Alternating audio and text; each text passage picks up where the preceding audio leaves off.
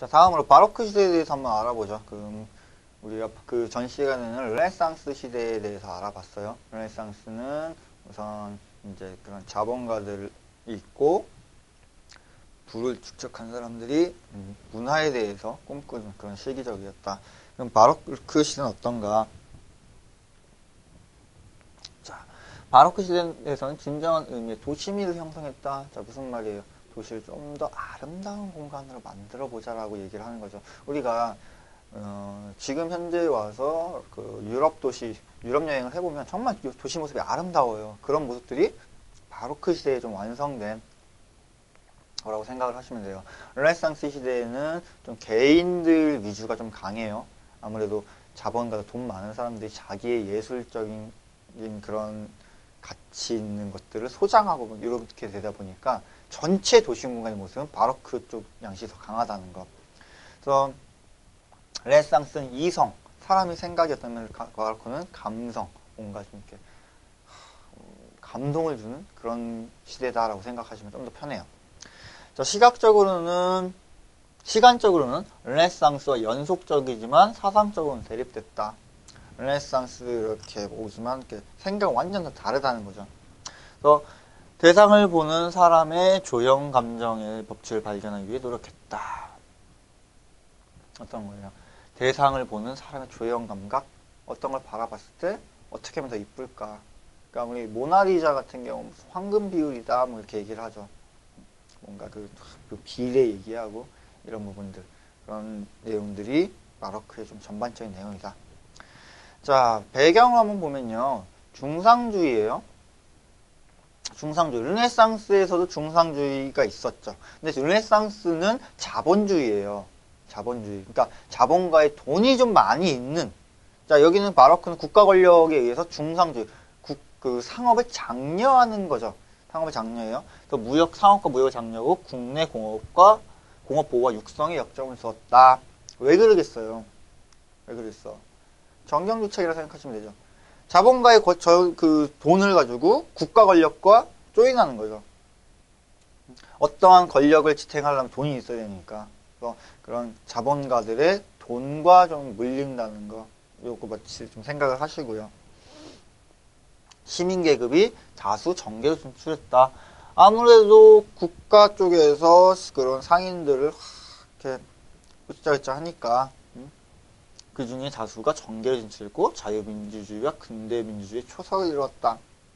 예전에는 상인들은 중인계급이다 해서 좀 중간 레벨이었잖아요. 귀족보다 아랫계급. 근데 그게 올라오는 거죠.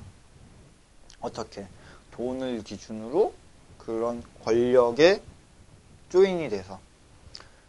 정계로 진출. 지금 이런 내용은 뭐 많죠. 지금도. 우리 뭐 정권 같은 거 봐도 이렇게 기업에 계시다가 이렇게 올라가시는 분도 있고. 자본주의 축적과 정치적 통합으로 인한 도시계획적 발달과 시민의식이 신장한다. 자, 자본의 축적이라는 거는 중상주의를 통해서, 무역을 통해서 돈이 들어왔다는 거고, 정치적 통합은 어떤 거예요? 절대 권력을 통해서 여러 군데의 지주를 묶어버린 거죠. 절대 권력으로. 어떻게? 화약의 발명, 중세의 기사계급의 몰락, 절대 왕권이 돈을 바탕으로 군사력을 확장하고 옆에 동네를 흡수하는 거죠. 거길 보호해주겠다. 그러면 상납해야 되고 하나의 커다란 제국이 형성되는 거죠. 그런 체계를 만들었다는 거. 정치, 사회, 경제 및 문화 등의 근대적 발전과 종교 개혁이 이루어진다. 정말 다양하게 개혁이 일어났다. 기독교적인 절대주의에서 절대 왕권 중심의 절대주의로 전환되더라.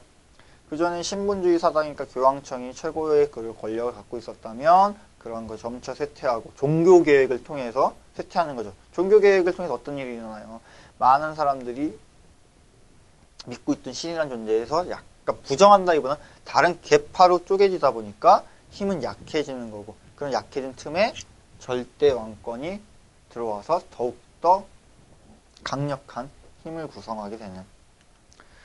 자, 이런 바로크 시대의 변화는요, 절대 왕권 강화를 위한 종교, 정치, 군사, 경제 측면에서 다양한 정책을 실시한다. 정책이라는 건 어떤 거예요? 내 힘을 과시할 수 있는 수단이죠. 그렇죠? 절대왕권, 군주가 새로 들어왔습니다. 그러면 내 힘에 대해서 표현을 하려면 다양한 분야에서 개혁을 이루는 거죠. 우리 뭔가 이렇게 대통령 선거를 해도 새로운 대통령이 들어오면 다양한 분야에서 새로운 정책을 만들어내잖아요. 같은 맥락이겠죠. 그래서 관료제, 상비군제도, 조세제도를 개혁했다. 관료제 뭐예요? 절대왕권 밑에 절대 복종의 신하들이죠.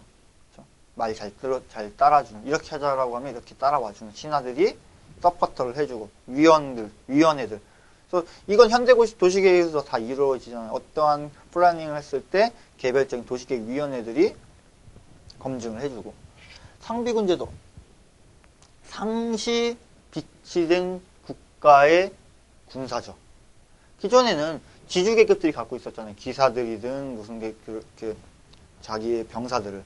근데 국가 소유의 이제 병력이 있는 게 상비군제도고, 조세, 세금 제도를 개혁함으로써 국가 재정을 튼튼히 하게 되는 표석을 마련한다. 통치와 행정은 국왕에 의존하고 그간의 의사를 충실하게 이행하는 관료제를 수립한다. 기본적으로 국왕이 전반적인 컨트롤하고 그걸 서포트하는, 도와주는 관료들이 있다는 것, 신하들이 있다는 것. 상비군 제도를 통해 그 지주들의 봉건 제도를 붕괴했다. 아무래도 어쨌든 중세 시대에 다 이어지는 거예요. 중세에 흑사병이 돌면서 인구가 확 줄고 중세 지주들의 힘이 약해지고, 그런 찰나에 화약은 발명되고 지주 밑에 있던 기사들의 힘은 약해지고, 절대 왕권에선 엄청난 화약 등으로 그런 신무기로 군사력을 강화시켜서 이쪽을 침략했다? 침략보다는 이제 협약을 맺는 거죠. 내가 너 컨트롤 해주겠다. 그러면 넌 나한테 복종해라. 세금 내라. 이런 식의 시스템으로 잡아주는. 그래서 아무래도 지주들이 들어오니까 어떻게 돼요? 국가 재원의 증대를 목적으로 조세 제도 등의 경제 정책도 바꿨다. 우리 중세에서 지주는 어땠어요? 면세 특권이 있었죠. 국가에 돈 안 냈었어요. 면세 특권이 있었다고. 근데 이런 시대 상비군 제도가 들어오니까 세금 안 내면 확 전쟁이 일으킬 수 있는 거고, 그러다 보니까 세금 내게 되고, 그러면서 정책적인 경제적인 변화도 생기더라. 자, 이런 바로크 시대의 영향으로는 어떤 게 미쳤냐? 인간의 기본적인 인권과 정치적, 사회적 자유를 확립했다. 아무래도 이제 신보다는 인본주의 쪽으로 왔으니까 이런 자유가 들어왔고, 자유와 평등 아래 절대주의는 붕괴한다. 아무래도 시민들이 성장해서 뭔가 의식이 신장되니까 그런 의식이 또 절대 왕권을 무너뜨리게 되는 계기를 마련해주고, 봉건사회를 붕괴하고 절대 왕권을 거쳐 시민사회의 기틀을 마련했다. 봉건사회. 지주에 대해서 속박되었던 것을 또 누구한테 넘어갔어요? 왕한테 넘어갔다가 이거 안 되겠다. 시민혁명해서 자기들의 자유를 찾는 거죠. 영국의 청구혁명, 프랑스의 명예혁명, 미국의 독립혁명 등의 계기를 마련한다. 이게 뭐예요? 시민혁명의 계기인 거죠. 시민들의 의견을 수용할 줄 알아야, 주민들의 의견을 수용할 줄 알아야 참된 도시다. 이런 얘기. 선진국들은 활발한 식민지를 개척하더라. 돈 많이 있으니까 그 돈을 바탕으로 식민지를 개척하고, 바로크 시대는 신대륙을 개척했고, 19세기 말부터는 계획적인 도시 개발을 해야 된다. 그런 거죠. 거의 식민도시부터 많이 만들어질 거예요. 식민도시를 만들었다 보니까 내가 살던 공간과 식민지 공간은 분명히 너무 차이가 나죠. 나 정말 좋은 공간에 살았는데 식민지 갔더니 무슨 열대 우림에다가 원시인 있고 그거 얼마나 답답하겠어요. 그러니까 자기들의 문화 양식을 만들어주는 거죠. 홍콩 같은 거 생각해보면 그렇잖아요. 홍콩 점령해서 영국이 지금 세계 경제 무역의 중심지를 만들어 놓고 이런 느낌. 그래서 경제적인 도시 개발을 했다고 정치적 통합과 자본의 축적으로 도시의 급속한 발달을 이룬다. 정치 경제가 하나로 이루어지니까 발달하는 거죠. 19세기 말은 런던 80만 명, 그리고 프랑스 67만 명, 나폴리 50만 명. 엄청난 인구가 늘어나게 되는 과정을 거칩니다. 자, 그러면 바로크 시대의 식민지 개척을 본다면요.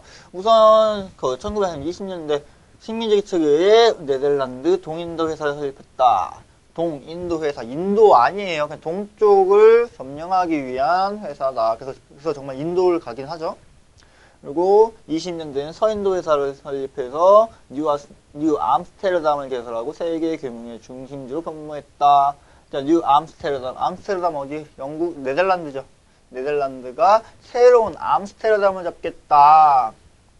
라고 얘기를 하는 게, 여기가 어딜까요? 여기가 뉴욕이에요, 뉴욕. 여기가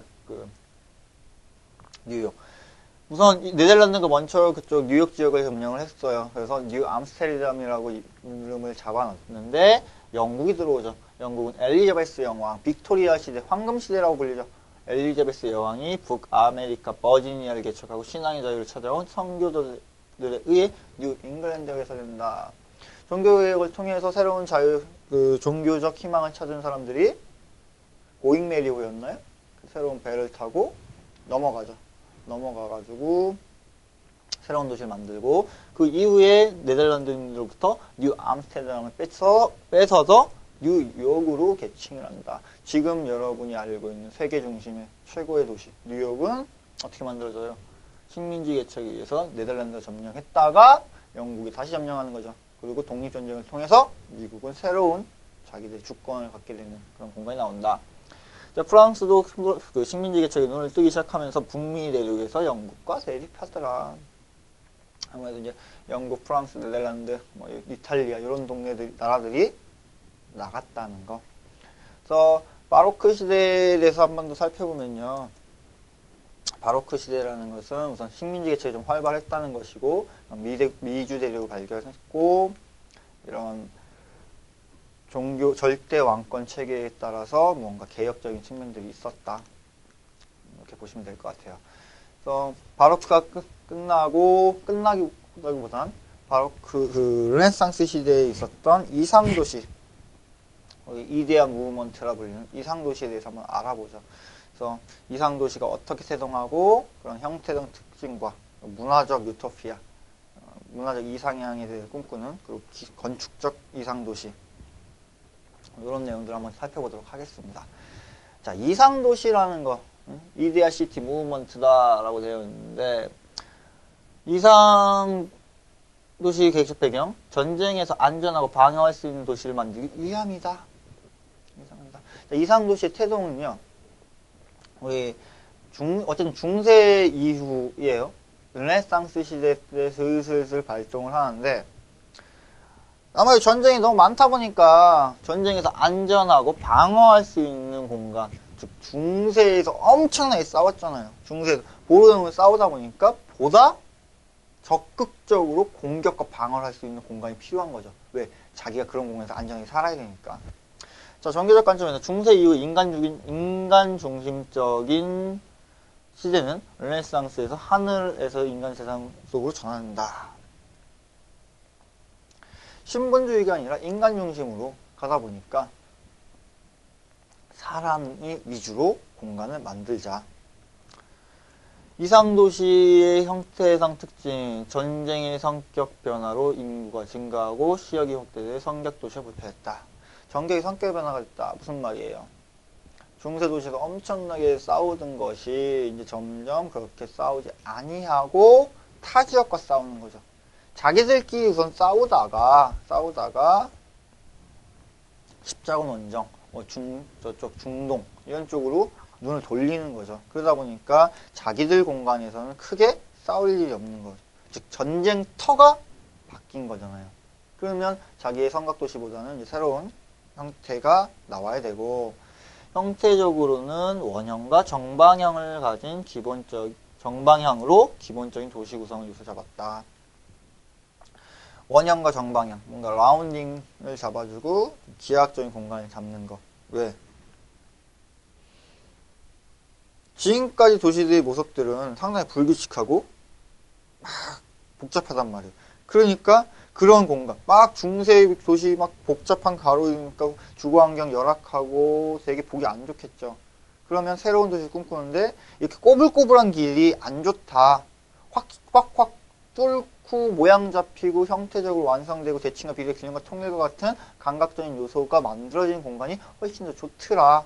그래서 그런 도시를 만들자라고 이야기를 해버리는 거죠. 이상도시라는 게. 그래서 기하학적이고 완벽한 비례 감각의 도시계획을 원한다. 자, 이런 이상도시의 가장 기본적인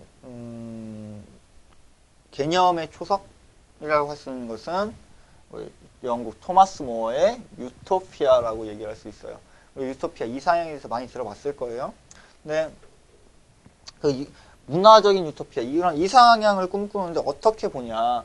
기독교적인 성향의 공동체로서 개인보다는 공동체 이익을 강조했다. 어쨌든 종교적인 관점에서 시작을 하긴 했지만 개인보다는 공동체, 다수의 행복을 위해서 만들어지는 사회가 필요하다는 거죠. 왜 이렇게 했어? 이것도 중세의 또 영향이죠. 중세에서 봉건제도에 따라서 엄청나게 노동을 해봤자 부역하고 납세하고 막 하다 보니까 사람들이 마음이 안 뜨는 거야. 그러면 공동 생산에 공동 분배를 할 수 있는 어떤 사회적 경제적 공동체를 만들고, 왜? 내가 일한 만큼 벌어야 되니까, 일한 만큼 받아야 되니까, 그런 게 문화적 유토피아의 기본적인 사상의 기초가 될 것이고요. 주거, 음식, 재판 등은 공동의 자산을 관리하고 토지는 공공의 소유다. 자, 이런 것들 같이 생산하고 같이 공유의 개념을 하고요. 토지도 공공, 아예 누군가 관리하는 사람이 토지를 갖고 있어야 된다. 그래서 요 개념은 나중에 누가 받아가요? 하워드가 받아가죠. 하워드의 전원도시에서 전원도시협회가 토지를 공개념으로 소유를 하고 한다는 그런 개념.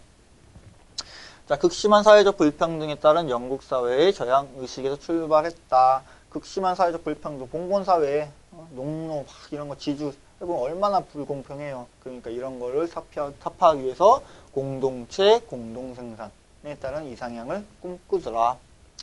향후 인간사회 전반에 대한 구성은 르네상스 시대의 이상도시에 많은 영향을 미쳤다. 이런 사상적 개념을 통해서 이상도시, 정말 사람들이 꿈꾸고 이상향으로 바라보는 도시의 모습은 어떤가라고 했을 때 이 내용이 나오는 거죠. 평등사회, 공동생산, 자유보장, 이런 것이 이상도시, 유토피아의 초석이 되더라. 자, 그러면 이렇게 이상향이에요. 뭔가 이렇게 자기들만의 영역이 있고, 뭐 지금 봐도 잘 모르겠는데 이 토마스 모어가 꿈꿔왔던 이상도시의 모습이라는 거, 여기에는 사회적으로 공동체가 있고 소유권도 이제 함께 있는 그런 공간이 있다. 그러면 이거는 이상적, 사상적 배경의 그런 이상도시고, 건축적 도시의 모습을 본다면 바투비우스식의 이상도시의 제안 및 건설이다. 자, 이 바투비우스, 이 사람 누구예요? 1세기경 로마의 건축가로서 건축 십서에서 이상도시를 추천했다. 로마 시대 때 자기 책을 쓴 거죠. 이데아 도시는 이렇게 생겨야 된다. 뭔가 좀 정방형의, 부정형, 기하학적인 모양을 여기서 최초 얘기를 해요. 그러다 보니까 어떤 모양? 방사형의 가로와 팔각형의 이상도시, 히포다모스의 격자를 해봤다. 이렇게 팔각형의 모양 나오고 여기 안에는 격자가 들어오는. 왜 이렇게 뾰족뾰족해요? 군사적 목적이잖아. 여기가 모루가 돼서 공간을 보고 어떤 코어, 핵이 되는 거죠. 이런 도시를 먼저 기원전 BC 1세기경에 얘기를 했었고, 규정 및 종교계에 의해 종교적 건축의 성향으로 공공건축, 주택, 교회 등은 정연히 배치되는 근대적 건축과 도시를 형성했다. 돈 많은 사람들이 르네상스 시대에 귀족, 돈 많은 사람들, 종교계, 돈 많은 수도원도 돈 엄청 많았을 거 아니에요, 그때.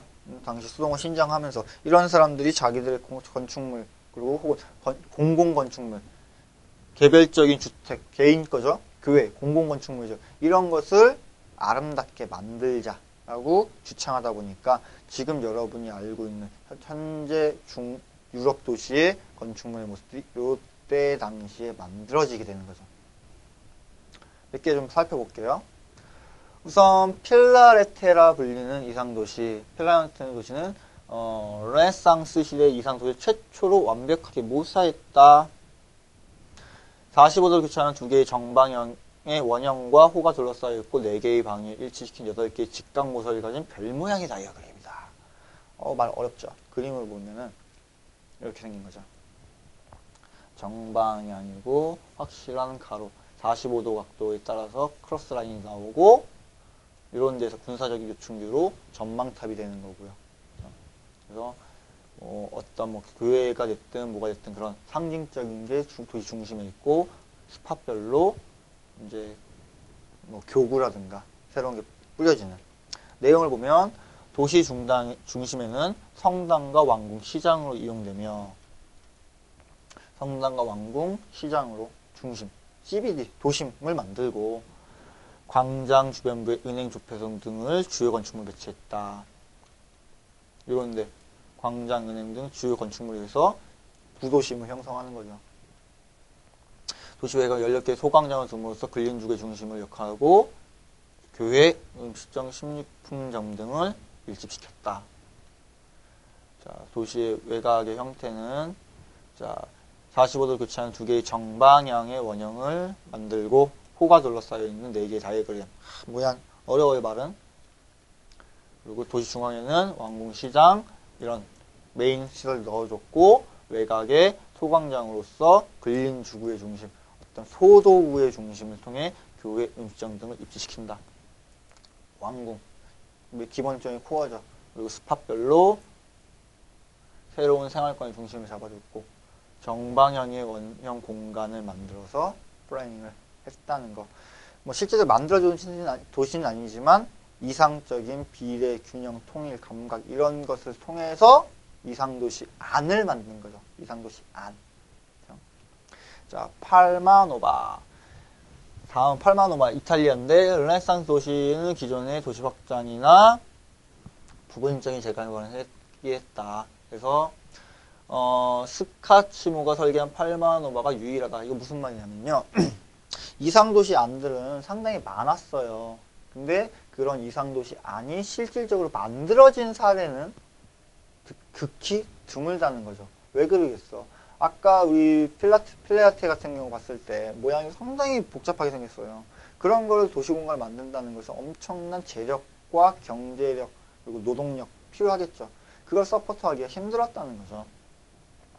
그래서 5개의 광장과 격자형 가로망차가 가진 군사적 목적의 도시였다. 군사적 목적, 별 모양 생각하면 거의 군사적 목적을 생각하시면 돼요. 뾰족하게 튀어나온 포인트에서 전망탑도 되고 공격의 뭐 요충지도 되는 거고. 기하학적인 도시 형태는 당대 사회구조와 시민들에게의 개인적 성향과 동떨어져 지배계층 주도하에 건설되었다. 이런 모양이 잡힌 도시는 시민들하고 상관없잖아요. 자기 왕, 뭔가 권력을 가진 사람이 영향력에 의해서 만들어진 도시다 보니까 상징성 및 권위주의적 성향을 가진다. 상징성 및 권위주의적 힘을 과시해야 되는 향후 도시공간 구성에는 계획표가 활용되더라. 이런 거죠. 이런 데가 군사적 요충지로 전망탑이 돼서 전쟁 나면 활 쏘고 이런 게 될 거고 중앙부를 중심으로 다 모이잖아요, 막 이렇게. 그럼 여기가 가장 핵인 거고. 그래서 주거지가 분포되고 만들어진다. 그래서 팔마노바 같은 경우는 실제로 만들어진 도시라는 거 알아두시고요. 자, 필립 푸빌. 다각형의 요시도 형태로서 가장 적합한 다이어그램이다. 격자와 성벽의 견합이 어려워 성벽은 다변형 기하학적 모양으로 적합한 방사 환상형 체계를 만들었다. 무슨 말이에요? 그림을 먼저 볼게요. 별 모양인데 이런 별 모양과 격자 구도가 들어올 수가 없으니까 어떻게 방사로 공간을 만들었다는 거죠. 그렇죠? 별 모양에. 자, 요새의 보로 접근성을 제고하기 위해서 방사형을 채겠고 다변형의 중심부에는 비워놓았다. 중앙부에는 무언가 배치하지 않은 도시가 필리피우다. 그래서 다변형의 도시, 토마스 모의 유토피아, 기타, 알프레드, 필라델피아, 베네티, 등등등의 도시의 모습들이 다 있는데 어때요? 일반적인 특징들은 뭔가 도시 공공 건축물 권위를 부여했다는 거, 팔각형의 광장을 중심으로 어떤 공간을 만들었다는 거, 여기도 팔각형 나오고 방어 목적이라는 거, 원형 방사형 뭔가 다 지금까지 기하학적인 도시 공간의 모습이라는 겁니다. 그래서 필라레테, 파르마노바 둘 다 보시면 이렇게 형태가 기하학적일 것이고, 여기 스카치모나 바사리 같은 경우도 정말 기하학적인 형태로 도시 모습을 만들죠. 그 밖에도 상당히 많은 이상 도시안들이 있어요. 상당히 많은 도시안들이 있는데 여기도 보시면 다 모양 생김새들이 기하학적으로 만들어지죠. 무언가 새로운 도시를, 이상 도시라는 게 정말 꿈꾸는 도시잖아요. 기존 중세 도시, 성곽에 둘러싸여 있고 불규칙한 도시의 모습을 살다 보니까 상당히 그 주거환경 안 좋은 것 같아. 불편한 것 같아. 그러니까 새로운 외형적인 형태를 만들자. 이상적인 공간을 만들자. 이게 건축적인 이상도시, 이데아 무브먼트, 이데아 시티였고요. 이런 도시 공간 속에서 개념이 들어오죠. 어떤 거? 토마스 모어의 유토피아. 사회적으로 공동체와 자본의 이런 함께 소유하는 그런 모습이 합쳐지면서 우리가 알고 있는 새로운 도시들이 발달하게 되는 과정을 거치게 되는 겁니다. 이렇게 보시면 이상도시라는 것의 기본적인 개념 정리해 보시고, 여기에 이어서 우리가 이제 기념비의 도시, 뭔가 이상도시와 비슷하지만 약간의 권력적인 느낌이 달라지는 기념비적인 도시에 대해서 한번 살펴보도록 하겠습니다.